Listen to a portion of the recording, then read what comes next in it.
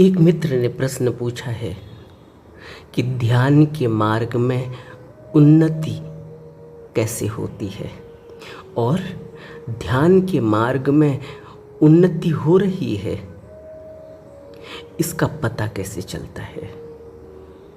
क्योंकि हम तो बरसों से ध्यान कर रहे हैं, लेकिन जहाँ क्रोध आना चाहिए नहीं आना चाहिए, वहाँ अब भी क्रोध आ रहा है, और जहाँ तृष्णा नहीं उठनी चाहिए वहाँ तृष्णा अब भी उठ रही है, और जहाँ वासना नहीं उठनी चाहिए वहाँ वासना अब भी उठ रही है। तो फिर ध्यान के मार्ग में हमारी उन्नति का हमें पता कैसे चलेगा। बुद्ध हमें इस प्रश्न का उत्तर देते हैं। बुद्ध इस संबंध में एक भिक्षु की उन्नति कब तक होती रहेगी उसके संबंध में हमें बताते हैं कि भिक्षु की उन्नति होती रहेगी जब भिक्षुगण समय समय पर अपनी सभाएं करते रहेंगे, धम्म की चर्चा करेंगे, धम्म के संबंध में बातें करेंगे, और जो अनावश्यक बातें हैं, चुगली है, निंदा है, किसी के प्रति कटु शब्द हैं, उनसे बचते रहेंगे। और जब तक उनमें मेल मिलाप बना रहेगा, मेल मिलाप से उठेंगे, मेल मिलाप से बैठेंगे, तब तक उन्नति होती रहेगी। ध्यान में उन्नति सिर्फ एक ही तरफा नहीं होती कि हम ऊपर के मंडलों में, हम इस शरीर से बाहर निकलकर ऊपर के मंडलों में विचरण कर रहे हों।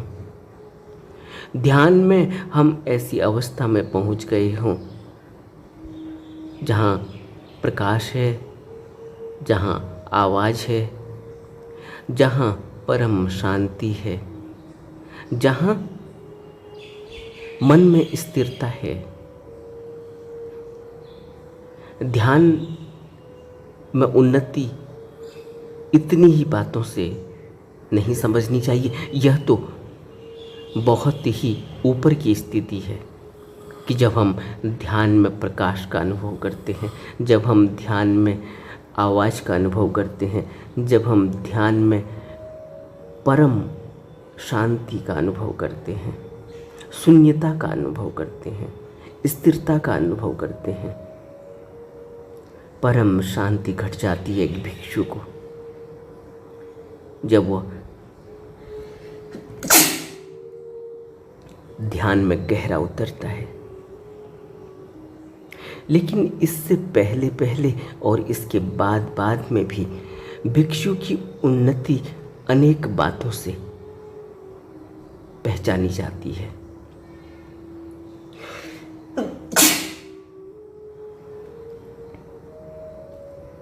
मेल मिलाप बना रहता है,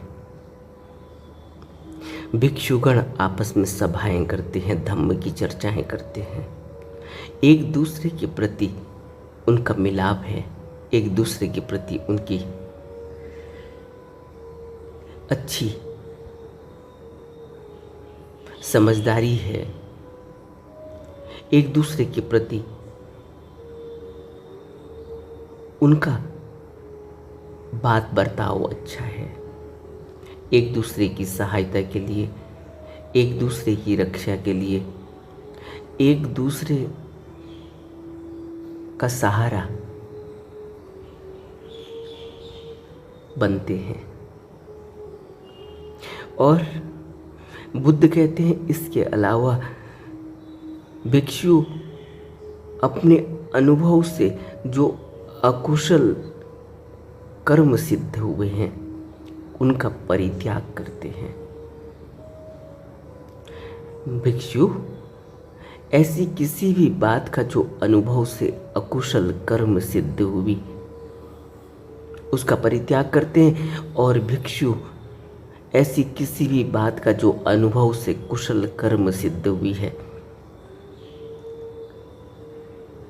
उसको नए सिरे से अपनाते हैं, उसको बढ़ाते जाते हैं।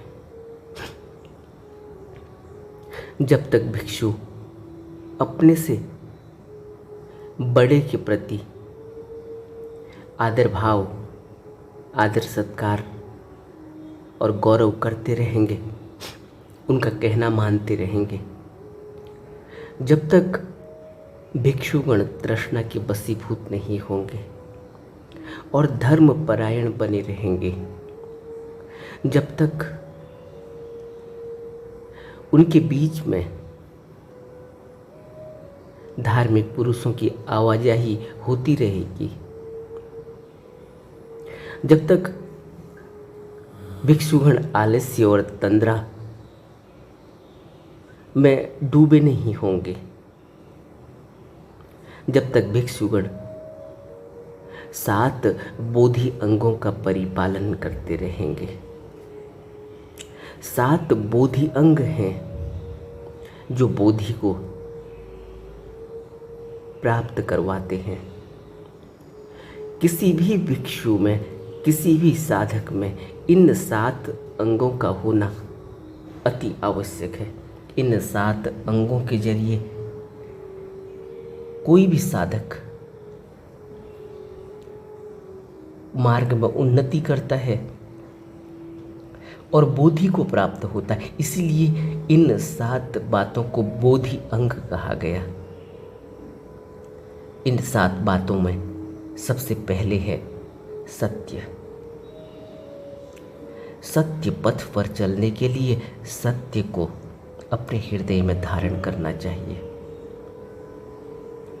दूसरा है उत्साह।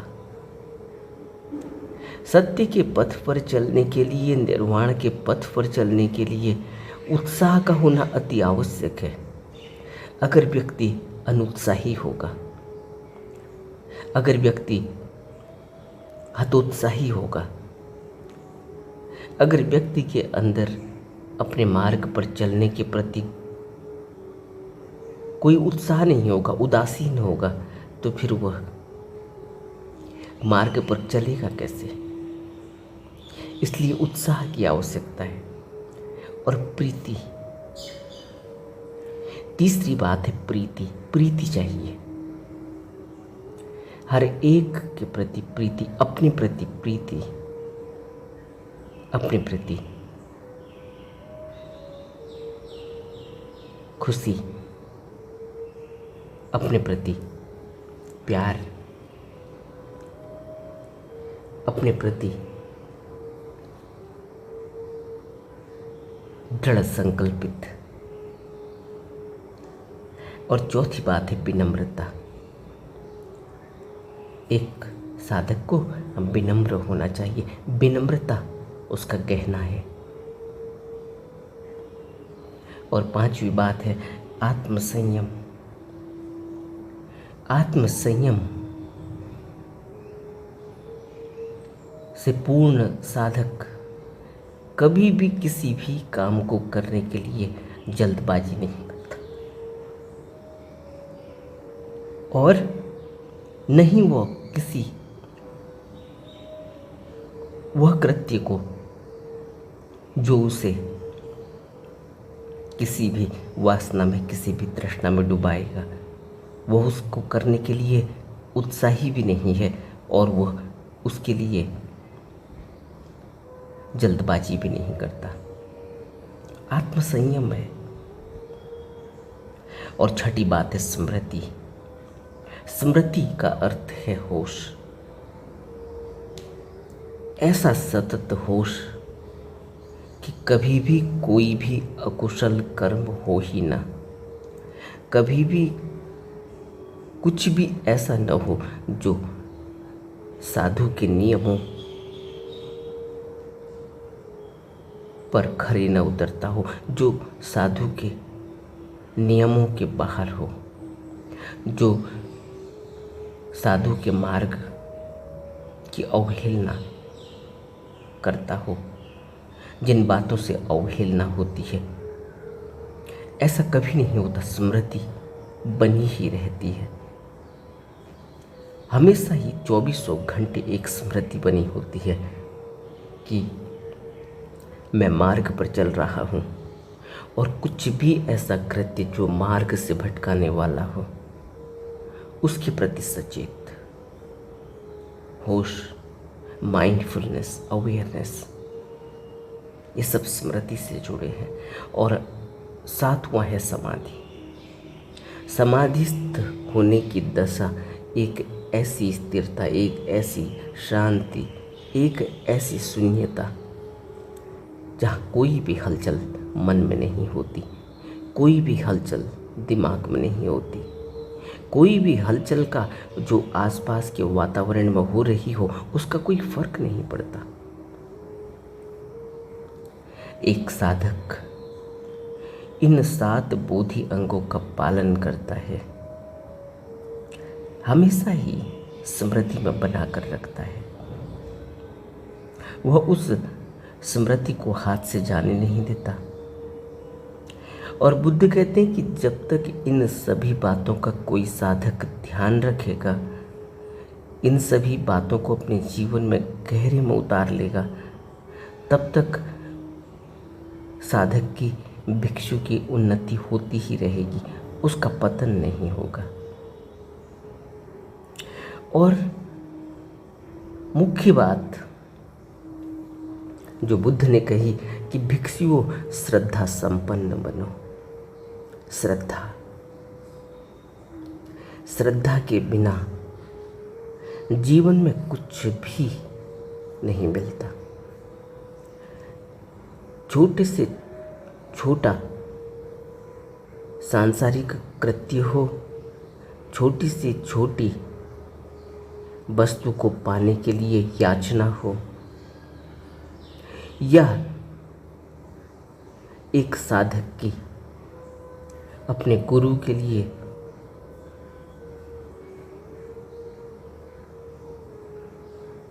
प्यार हो, लगाव हो, श्रद्धा तो चाहिए। बिना श्रद्धा के, बिना श्रद्धा संपन्न बने कुछ भी नहीं मिलता।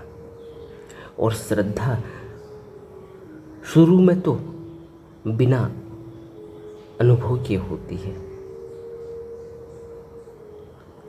और जैसे जैसे अनुभव में बातें आने लगती हैं तब श्रद्धा और गहरी हो जाती है, मजबूत हो जाती है। श्रद्धा में फिर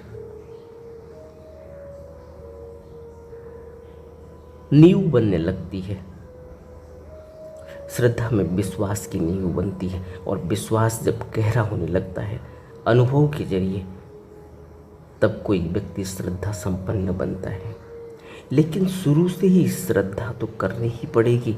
अगर श्रद्धा ही नहीं होगी तो कोई भी व्यक्ति मार्ग में चल ही नहीं सकता।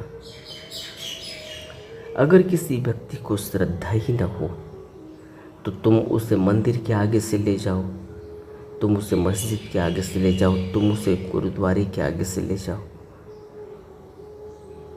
तुम उसका मस्तक झुकवा न पाओगे। मस्तक झुकता है श्रद्धा से, और यह श्रद्धा खुद अंदर से आनी चाहिए, किसी की थोपी हुई नहीं होनी चाहिए। थोपी हुई श्रद्धा बहुत दिनों तक नहीं टिकती, वह किसी दिन भी खंडित हो जाएगी। इसलिए श्रद्धा बहुत जरूरी है। श्रद्धा शुरुआत है। किसी भी मार्ग पर चलने के लिए श्रद्धा चाहिए। अगर अच्छी पढ़ाई भी करनी है, अगर एक बहुत बड़ा बिजनेसमैन भी बनना है, अगर एक बहुत बड़ा साइंटिस्ट बनना है, अगर एक बहुत बड़ा टेक्नीशियन बनना है, अगर एक बहुत बड़ा प्रोफेशनल बनना है, तो उस काम के प्रति श्रद्धा होनी चाहिए, गहरी श्रद्धा होनी चाहिए। अनुभव से विश्वास पैदा होता है, अनुभव से श्रद्धा गहरी हो जाती है। इसलिए बुद्ध कहते हैं कि भिक्षु हो श्रद्धा संपन्न बनो, नहीं तो शुरुआत ही नहीं हो पाएगी। और विनम्र बनो। जो व्यक्ति विनम्र नहीं, जो व्यक्ति अहंकारी है, जो व्यक्ति अपने एटीट्यूड में रहता है, जिस व्यक्ति की मैं और मेरी इतनी ज़्यादा है कि वह दूसरे की बातों को ऐसे ही काट देता है बिना तर्क के, जो व्यक्ति विनम्र नहीं वह सीख नहीं सकता, क्योंकि विनम्र व्यक्ति ही स्वीकार भाव से बैठता है गुरु के आगे। और जो व्यक्ति विनम्र नहीं वह स्वीकार ही नहीं कर पाता, और जो व्यक्ति स्वीकार नहीं कर पाता उसके अंदर कुछ भी नहीं जाता। और जो व्यक्ति विनम्र नहीं होता उसको कुछ मिल नहीं सकता, क्योंकि विनम्रता पाने के लिए पहली अनिवार्यता भी है। कुछ भी पाना हो विनम्रता चाहिए। जो व्यक्ति विनम्र ही नहीं वो ले नहीं पाता। चीज़ सामने रखी है, ऐसा नहीं है कि कहीं ज़मीन से खोदनी भी है, ऐसा नहीं है कि कहीं कोई छिपी हुई वस्तु है उसको उखाड़ कर बाहर करना है। वस्तु सामने पड़ी है, क्योंकि बुद्ध सामने गुरु रूप में दिखाने को तैयार है, लेकिन विनम्रता चाहिए कि हम स्वीकार कर पाएंगे। बुद्ध सामने है लेकिन मैं स्वीकार ही नहीं कर पाता, मैं विनम्र नहीं हूँ, मैं अपने बराबर किसी को सोचता नहीं, अपने बराबर ज्ञान में किसी को समझता नहीं, और फिर मेरी श्रद्धा, मेरी विनम्रता है नहीं, मेरी विनम्रता कहीं और है, किसी और के लिए मैं विनम्र हूँ, फिर कुछ नहीं मिलता। और बुद्ध आगे कहते हैं कि पाप भीरु बनो, पाप से डरो, पाप के नजदीक भी मत जाओ। जो व्यक्ति पाप से दूर हो गया वह व्यक्ति निर्वाण की तरफ बढ़ने लगता है, और जो व्यक्ति अभी पाप से ग्रसित है उस व्यक्ति के लिए अभी मुश्किल है। और बुद्ध कहते हैं कि शिक्षा कामी बनो, शिक्षा कामी,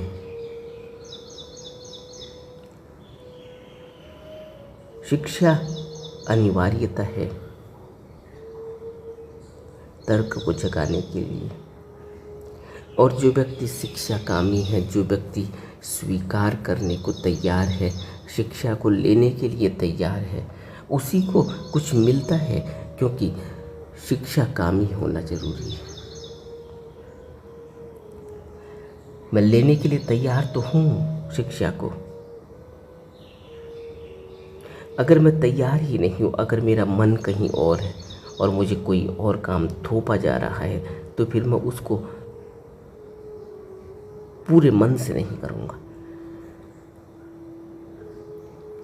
इसलिए बुद्ध कहते हैं कि शिक्षा कामी बनो, शिक्षा को स्वीकार करने के लिए